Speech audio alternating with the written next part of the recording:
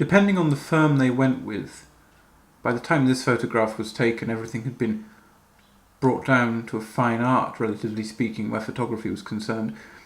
Depending on the firm they went with, this need only have been their position for 30 seconds to about 2 minutes. Of course, 30 seconds is a difficult length of time to hold a frozen pose in itself, and so everyone looks rather differentiated. Interestingly, the centre of attention, the height, direction, is for each of them quite different. So there's a lot more variation in this very large group than you'll get in a much less formal photograph now to be found of a Friday night on something like Facebook, which is a reference which will probably make sense for a lot shorter time than this photograph has. It's only now that this is for me like looking into an aquarium. The only two people I feel willing to identify with any certainty are these two, Nellie and Willie, brother and sister. When their mother died, she left them a munificent inheritance on the condition that Nellie never marry but look after Willie. Willie was gay, and so they thought he needed looking after, although what looking after meant then, I can't imagine. As far as I know, they had domestic staff, so, well, anyway. In fact, he spent most of his time out of her care in Greece and Italy, taking architectural studies.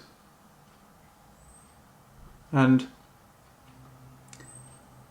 the expression here, the expressions of both of them, seem to fit what we know about them later.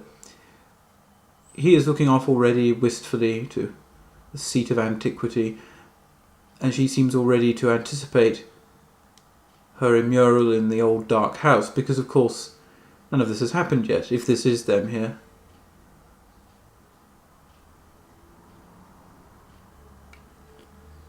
She survived her brother, although she was older, and after his death it is that my father recalls seeing her.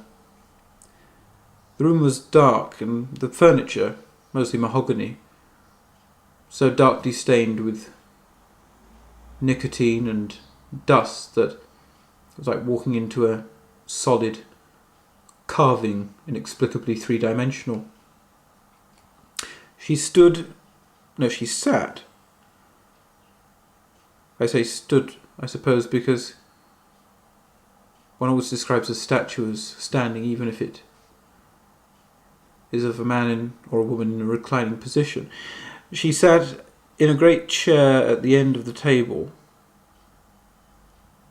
the dining table in this room, reading a newspaper under a dim desk light with an enormous magnifying glass, beckoning him to come into her field of vision. By then, she was almost entirely blind. Some time ago I scanned all of them into a computer, and isolating her, enlarged her.